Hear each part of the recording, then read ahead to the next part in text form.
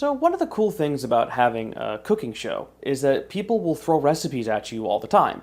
You'll get links to videos or things that someone says, hey, you gotta try this.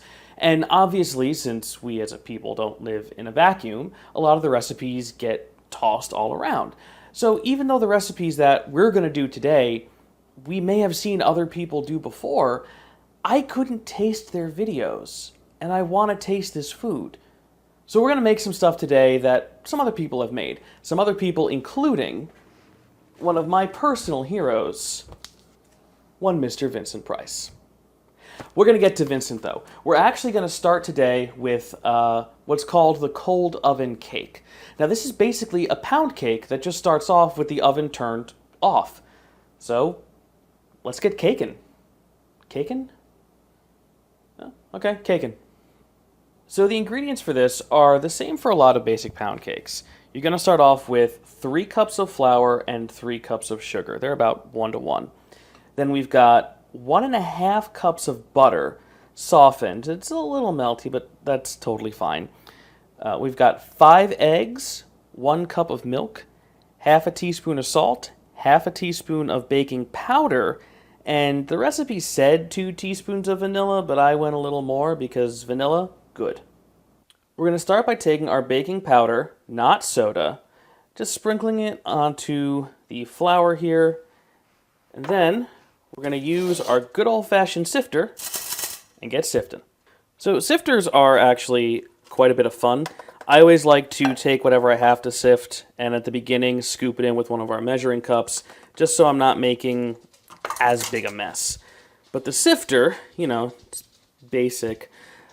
You just pull your little lever here, and a thing inside turns, and it just automatically sifts whatever you've got in here.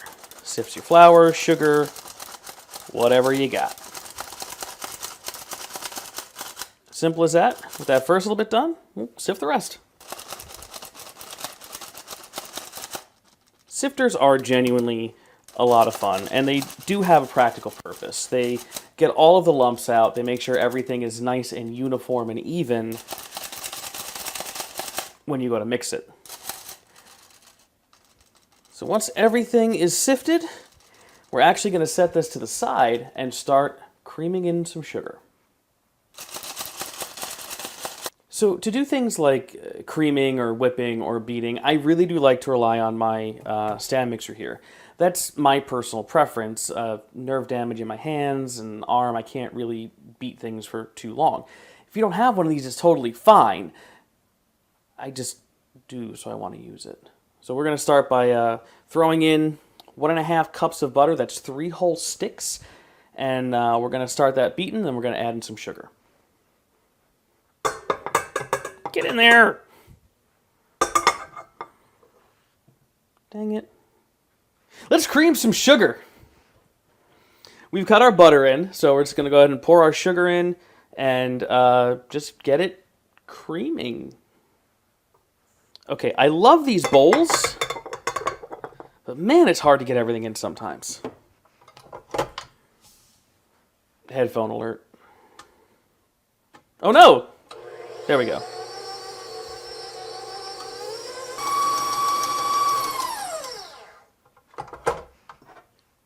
Ooh, that looks good. All right. Once it looks like everything has been incorporated, we're going to do one more scrape down, and then we're going to add in our eggs. And we're not going to add all these in together. We're going to try to do just a couple at a time, beat them in, mix them, beat them in, mix them. Slight problem having put them all together in one thing here, but totally fine. There, start with 2. Oh no! Oh no! Fine, start with 3.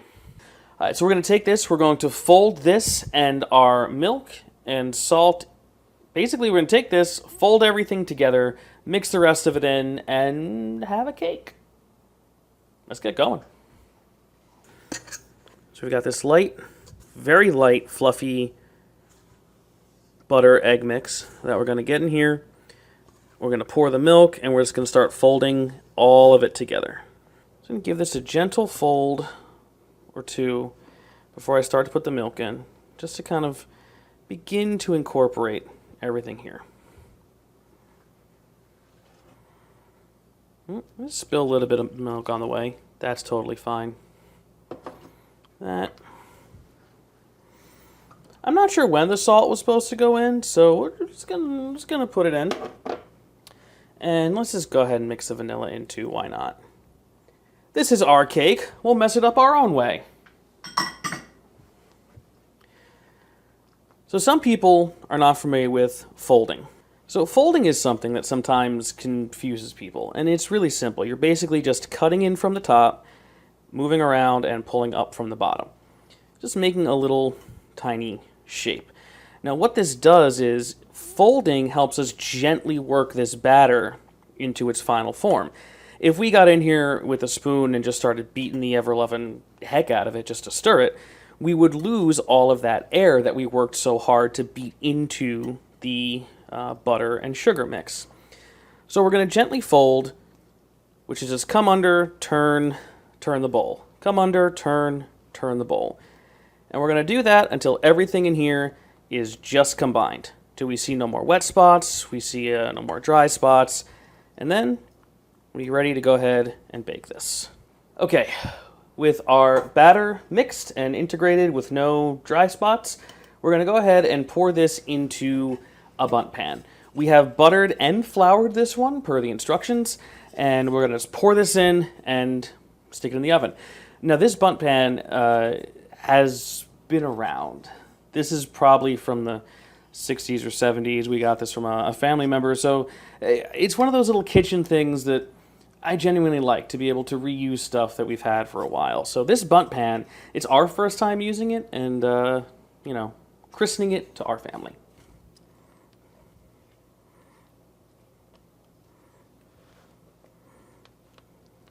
So you want to make sure once your batter is in that you've taken your spatula and you've pressed it down into every little corner and smoothed it out. Now you do have to also remember that this is going to rise. And I'm actually kind of concerned with the potential level of rise given how much batter is actually in this cake pan here.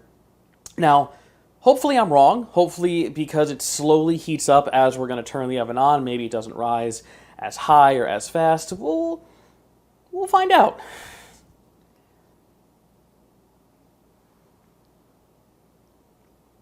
So normally I wouldn't be able to be down here with you because this would be preheated and hot, and doing this would hurt very badly.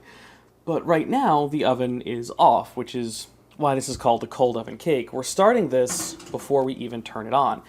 And it actually is really interesting, the effect that this has on it.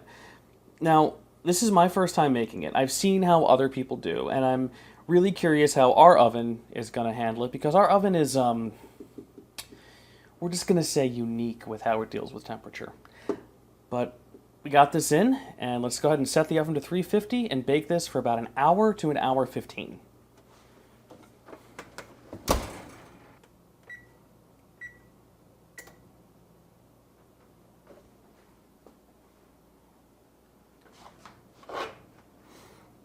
Now, an hour to an hour 15 sounds like an awful long time to bake a cake. And, well, yeah, it is. But you have to remember, there's no heat in here yet. So it's going to slowly build up. So we're going to check this periodically throughout. But barring any unfortunate circumstances, see you in an hour 15. All right, so it's been an hour 15. Let's go ahead and put on our fanciest of mismatched oven mitts and check our cake. Ooh, that looks good. Let's go ahead and just check to see if this is actually done. We're just going to poke this with a knife. Came out clean. All right. Let's get this guy up here to cool. There we go.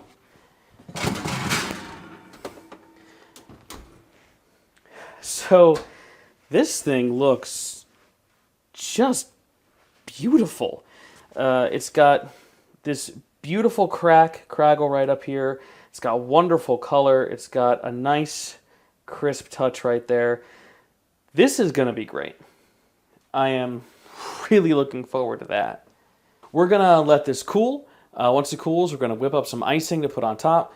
While that's cooling, though, we're going to move on to a cake that is going to make you ask why. So up next, we're working on a cake that recently has been making the rounds on TikTok, YouTube, other social medias, but apparently this cake was really, really popular in the 50s and on into the 60s. Although it does have a really, let's call it, unique central ingredient. Tomato soup. So the tomato soup cake is, on paper, completely plausible, and we've seen other people make it, but this is one that when I saw it, I went, I really, really want to try that. So I have a cooking show, I have a tiny kitchen, why not try it? So here's what we are going to put in our tomato soup cake. We are starting with 2 cups of flour. We've got 1 cup of sugar. Now in here we have a teaspoon of baking soda, a 1/4 teaspoon of baking powder, and a 1/4 teaspoon of salt. This one over here we've got 1/2 teaspoon of ground nutmeg and a 1/4 teaspoon of ground cloves. To that we are also going to add a ungodly amount of cinnamon. It calls for 1.5 teaspoons of the stuff. A 1/4 cup or 1/2 stick of unsalted butter, 1 egg, and finally 1 can of good old Campbell's tomato soup. Andy Warhol, be proud. Similar to our last cake, we have to start by sifting all of the dry ingredients. And we're going to put all of those into our big, giant sifty bowl. And to do that, we're going to use our sifter.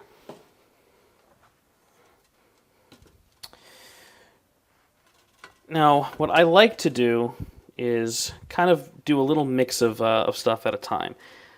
If we're going to mix multiple dry ingredients, start with some of the flour, some of the cinnamon, some of the, no, not the sugar. We need the sugar for something else. The clove and the nutmeg, some of that. And have that through round 1.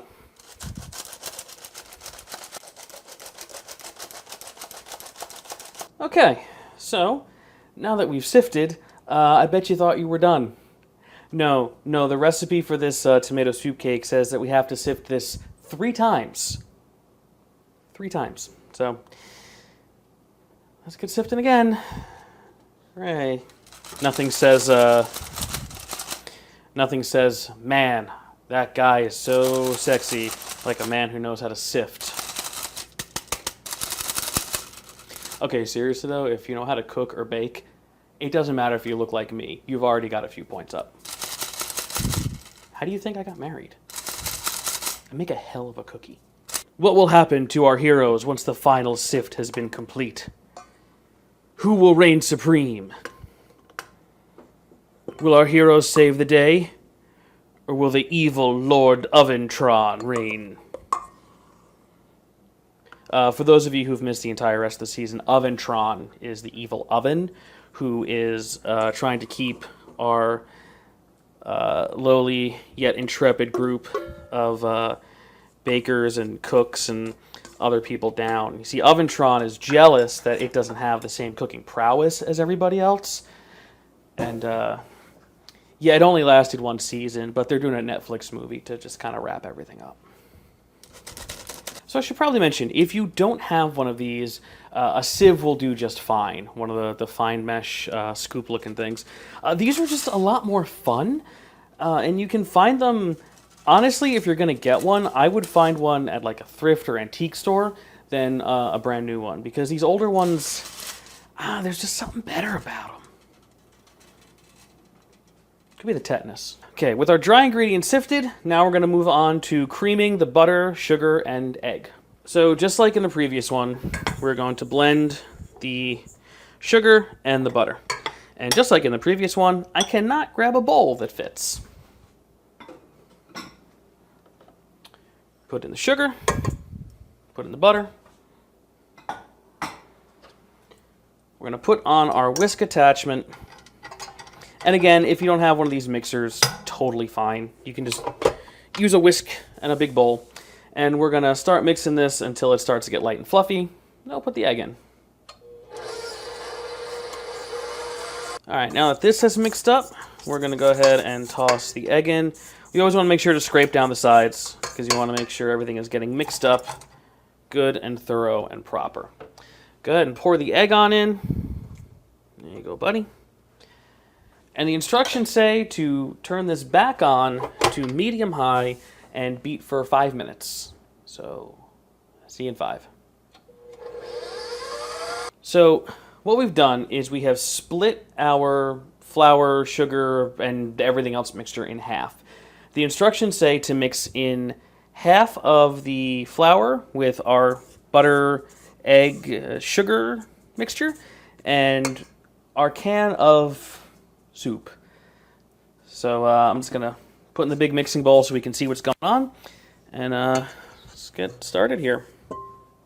Our flour mix and our soup. This just feels wrong. This is wrong. Why are we doing this? This just doesn't feel correct in any way, shape, or form. This is, whoever created this recipe was probably insane, most likely. So now we're just going to fold this, I guess. So the instructions say to fold all of this together.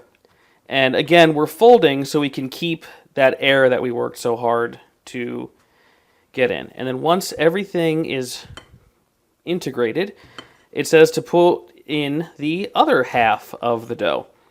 Why we didn't just do all this together, I am not certain. Now at this point, it says to mix together until just integrated, until just mixed. So that's going to mean no dry spots, no streaks, just it's all just together. Now this does sort of smell vaguely reminiscent of a carrot cake, so there might actually be something to this. Now I'm just more intrigued than I was before. So now we're going to pour this out into an 8-inch greased cake pan. I've got one of these rounds, which is actually quite nice. And we're just going to get this, in here. This looks like it's going to be quite a dense cake, just kind of based off of the feeling I'm getting from the batter at the moment. So we're going to take our spatula and we're going to just make sure that this is pressed out into a round shape. And I kind of feel like I messed this up, but we'll just see what happens. That's the joy of cooking and experimenting. I have to know. I'm probably never going to make this cake again. I have to know.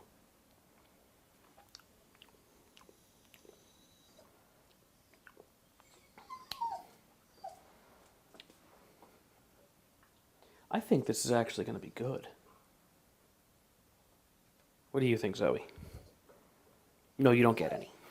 So we've got this in. We're going to go ahead and toss this into our preheated oven. Oven is set to 350.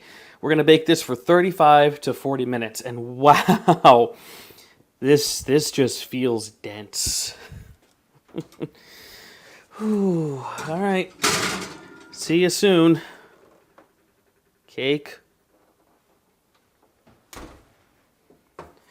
Now, while that cooks up, we are going to move on to something that I have been looking really, really forward to. You see, this past Christmas, or it was my birthday. Anyway, I was given some Vincent Price cookbooks. Vincent Price, just wonderful man all around, great person, loved to cook. And I was scouring through his cookbook, and he actually has a recipe in here for Turkish coffee. So we are going to get set up and try that. So Vincent has a recipe for Turkish coffee, and he does mention at the beginning of it that it's traditionally made with a little copper pot called an ibrik, and made with hot coals and freshly smashed beans. We don't have that, but Vincent found a way to make it at home, and he says it's as simple as this. For each person, pour 1 demi-tasse cup of cold water into the pot and bring to a boil. Okay. I don't have a demi-tasse cup. In fact, I don't even know what a demi-tasse cup is. I actually had to look that up. It's this. I don't have one of those. But what I do have are these little IKEA cups, which will work perfectly. He then says, add 1 heaped teaspoon of castor sugar per person to the water. I didn't know what castor sugar was. Turns out it's just a finer grain of sugar. I'm actually going to use raw sugar because I prefer that. He then says, add 1 heaped dessert spoon per person of finely pulverized coffee. A dessert spoon is a measurement that we don't have here in the States, but we looked it up and it turns out a dessert spoon is 2 teaspoons. Feel free to write that one down. He then says, stir well, bring coffee to a boil 3 times, removing from heat between each one, and then serve. He also mentions to serve with iced water in glasses as an accompaniment. I really want to do this, so let's do it. So after doing the math for Vincent, we figured that each serving is between 2 to 3 fluid ounces. We've got enough here to make 4 servings, so that's what we're going to do.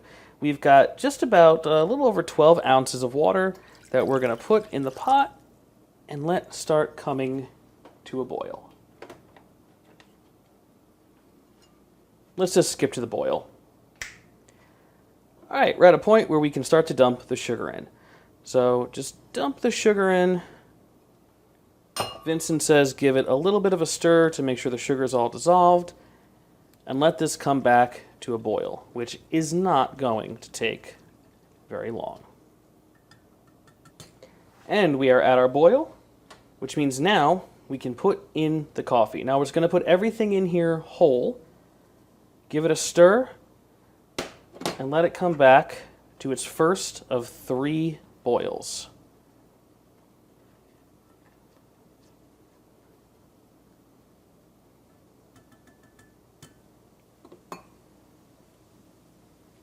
Boil number 1. Looking good. Remove from heat.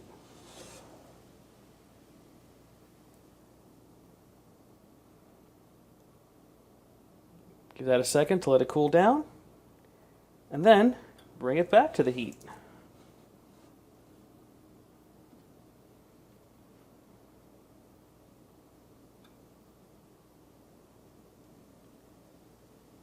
Now, I did look it up a little bit, and it does say you want to let it froth. In some instances, if you get good froth, it says you can scoop that out into some of the cups.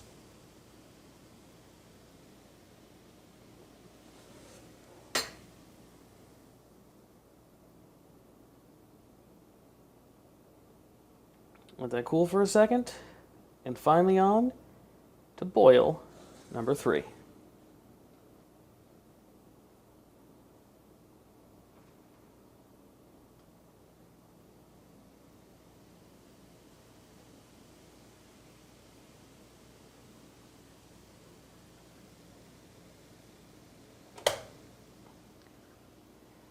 And take that off, remove it from heat.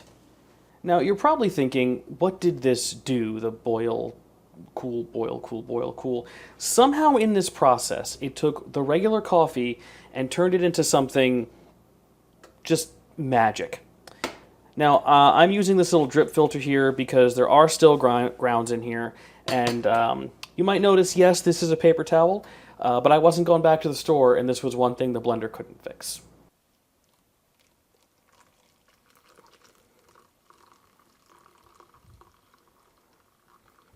Now, I'm using this slow drip for a couple of reasons.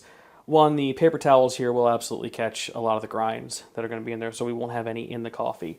The second is I found this is really a great way to let the flavors kind of enhance themselves, just give them a chance to settle where they're going to be in the coffee. And this particular coffee that we're using is a brand called Brady's. It's an Irish coffee that has, it's aged in a bourbon barrel. And oh boy, is it good stuff.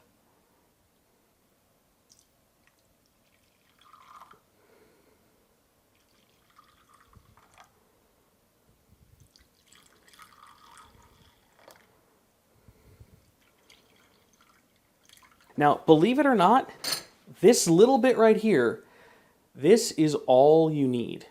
Because this stuff basically looked at espresso and said, hold my beer, and then went to college and got a master's degree. And Yeah, rubs it in everyone's face, the family reunion. Oh, it smells quite good. Let's give it a shot.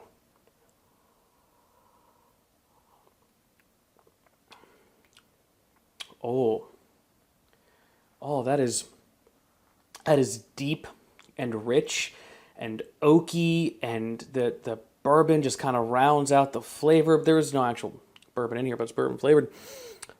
This is just. I'm never making coffee the other way again. This is super good. The only problem is I have to wait till the other cake is done. Yeah, that's not going to happen. This coffee's not going to last. This coffee's actually really quite good. It's a very strong coffee, too. So it's really good coffee, but it's really strong coffee, which I like, which is good because it's going to give me energy because I really have to do things because we have to ice those cakes still. We have another cake that has to come out, and then we have to let that cool. Then once that's cool, we can make some royal icing and ice both those cakes. I think there's a lot of caffeine. So time is up. Let's check our tomato cake and see how we're doing. Zoe, it's hot in there. Let's see. Yeah. Such a weird, like, very interesting smell coming off of this, and I don't know how I feel about it. It's done. All right, let's pull this thing out and let it cool.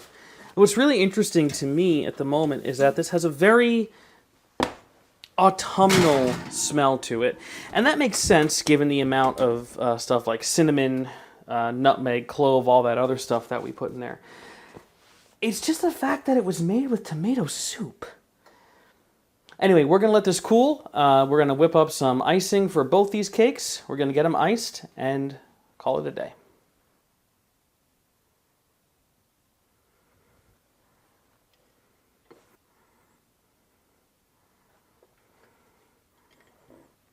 So, yeah, we made some cakes. So we whipped up our royal icing, we put on the cakes, we've got our cold oven pound cake and our tomato soup cake. Let's just get trying because I am really excited about these. Let's start over here with the pound cake. It's got a nice dense inside, there's a nice crisp outside. Yeah, the icing is on there. Let's give this guy a go. So that is a really good, solid pound cake. The inside is nice and dense and moist. It is rich without being too sweet. The little bit of vanilla that we put in the icing definitely helps. And this is just it's a solid, it's not too crumbly, it's not falling apart. Yeah. This is one of the better pound cakes I think I've ever had. Good job, team. All right. That is really good. So now, the one I've been waiting for. The tomato soup cake.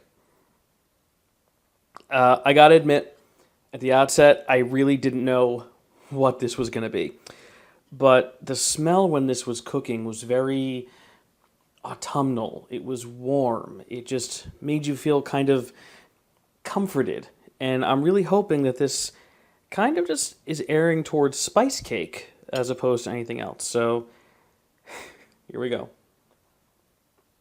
You know, it's kind of hard to describe because if you're looking for it, if you have super taste like I do, and you're looking for it, you can find the tomato flavor in there. If you didn't know it was in there and you were just told that this was a spice cake for autumn, you wouldn't know. And as dense as the batter was when we poured it in, this is full of tons of little air pockets. It's nice. It's not too dense when you're eating it. It's really light. It's still nice and moist. It's not as moist as the pound cake is, but this, with a good cup of coffee or a good cup of like an apple cider or spiced cider, mulled cider or tea, would be really, really good. I can genuinely see making this again in the autumn, and I said I would make a tomato soup cake again. Well, there we go. We saw some recipes we wanted to try, and we tried them. And honestly, I think we're a little bit better for it. So, if you don't mind, I'm going to take my coffee. I'm going to take my cake. I'm going to eat way too much sugar than I need to for the day, and I'm going to go take a nap. So, from the tiny kitchen over to yours, if you see something online you want to try it. That's how we discover some really incredible things. Till next time.